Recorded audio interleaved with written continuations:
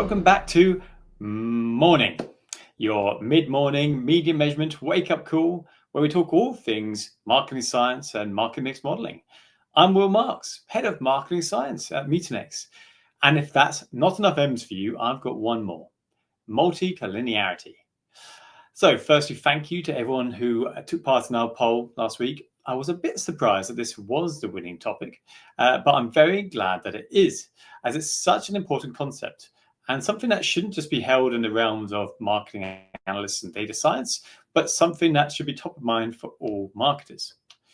Now, I appreciate that not everyone talks about multicollinearity on a daily basis, and some may have no idea what multicollinearity is.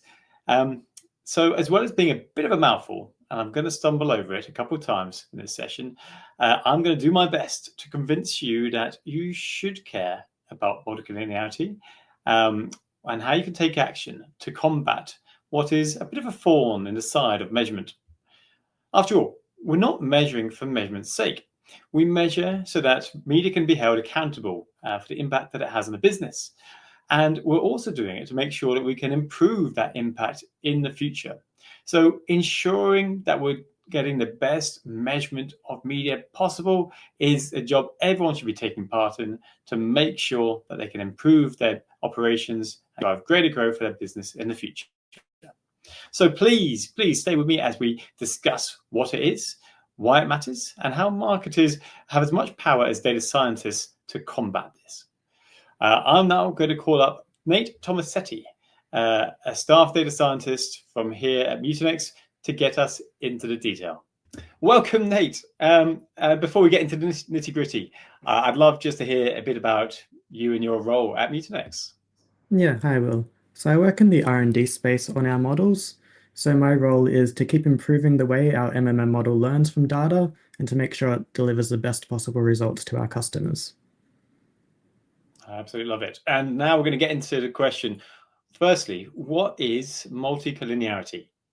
Yeah, so multicollinearity is a long technical term that basically means some of the data looks the same. We're not saying it has the same values all the time, but if they're going up at the same time and down at the same time, it can cause lots of problems in the model. Basically, it becomes really hard to separate the effect of things that are multicollinear. So, they could be both doing a lot. One could be doing a lot and the other not much. You can't really tell very easily. So say you have 5 people pushing a car all at the same time. You can tell the car's moving, so you definitely know something's happening. But you wouldn't be able to say how much each individual person is contributing to that. They could all be the same. One person's doing extra, someone's slacking off. The car's moving, and you can split up the car is moving amongst the people, but there's a million ways you could do that, and you really can't say, like, this person is doing 30% of the work, that person's doing a bit more, that person's doing a bit less. Great. So next time we're helping to push a car, actually we can be just putting no effort in, being a freeloader. No one's going to know, and it'll be fine, and we can claim credit if we need to jumpstart a car. Perfect. Sounds good. That's my first takeout.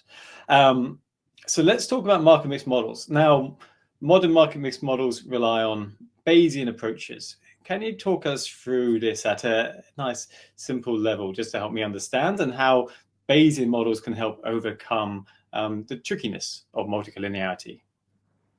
Yeah. So at the end of the day, the models are just doing maths. They're not doing anything, like they don't know anything that the data isn't telling them. What they're really doing is looking at the change in things. So if something spends is pretty consistent the whole time, then there's not much change to learn from. But as soon as something changes, then we can say, oh, what happened when we changed that? And then learn something from that.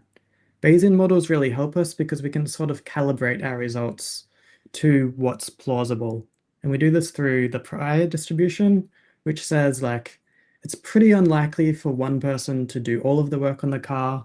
And it's pretty unlikely, unless you have Will pushing, that one person is doing absolutely nothing. So the Bayesian model helps us to kind of learn what's a possible range and then make sure that the model is delivering results based on what's possible. But at the end of the day, it can't learn from more than what it has in front of it. Okay, so priors are an important part of Bayesian modeling and an important part of trying to give a reasonable estimate of media performance. Would it be correct to say that if data is highly multicollinear, but priors can become too important and have too much say in the performance of media channels? Yeah, so if the data is really multicollinear, then we can't really say which channel is doing more than the other based on the data because they're all working at the exact same time.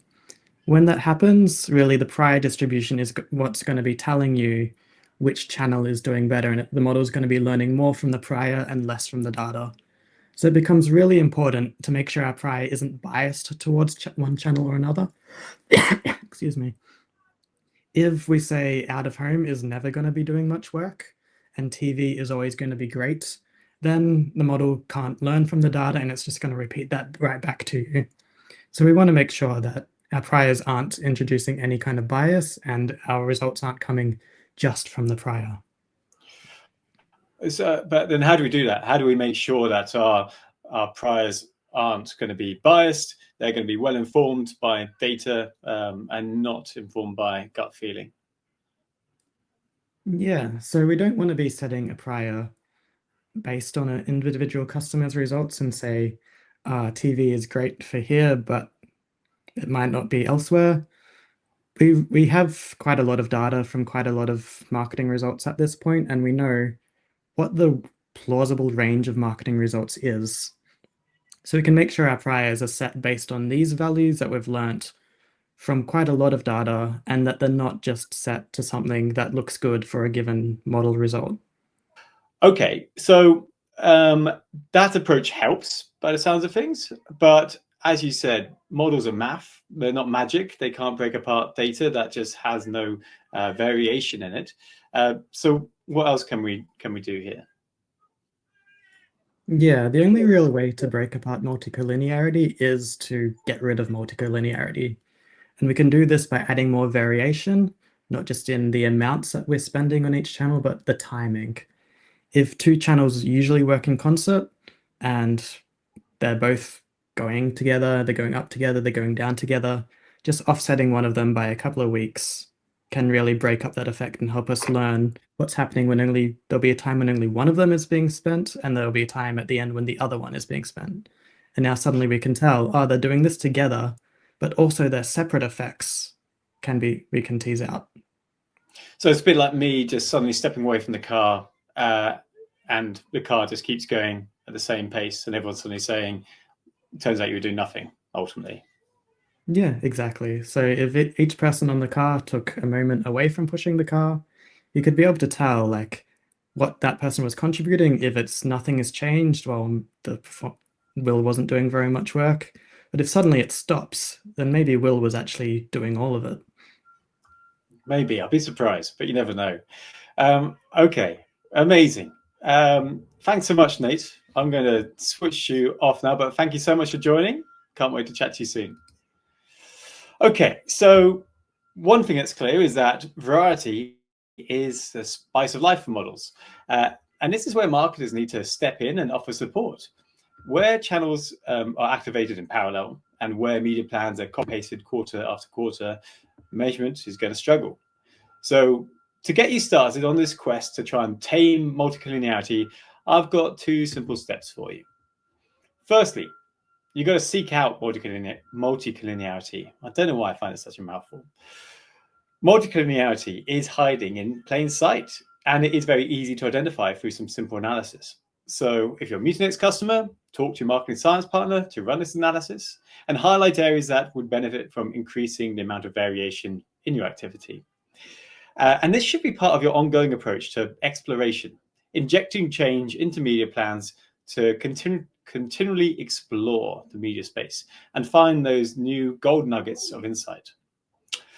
Once you've found that multicollinearity, then it's time to break it. So it is as simple as just making change. So think about the following opportunities. You can be staggering channel activations. Does all media need to launch in week one? Or can you offset TV, digital and radio by a week or two? And not only will a model now have more power to identify the impact on sales, You may also gain some bonus insights into how adjusting timings can improve overall performance, maybe through piggybacking on ad stocks. Finally, adjust your budgets. Try not to spend exactly the same amount on YouTube every campaign. Ramp up, then reduce. Variation ultimately is gold for modeling. And if you have concerns about impacting the quality of the campaign for measurement's sake, ask yourself, are you confident in how this channel is actually performing? Don't put your head in the sand. If you're not measuring it accurately, then how do you know if your approach is actually optimal or if there's room for improvement? So that's the end of our show today. I hope you found some value from it. Please look out for our poll so that we can make sure our next morning answers the question you have and helps you and your organizations grow. Have a fantastic Friday and weekend.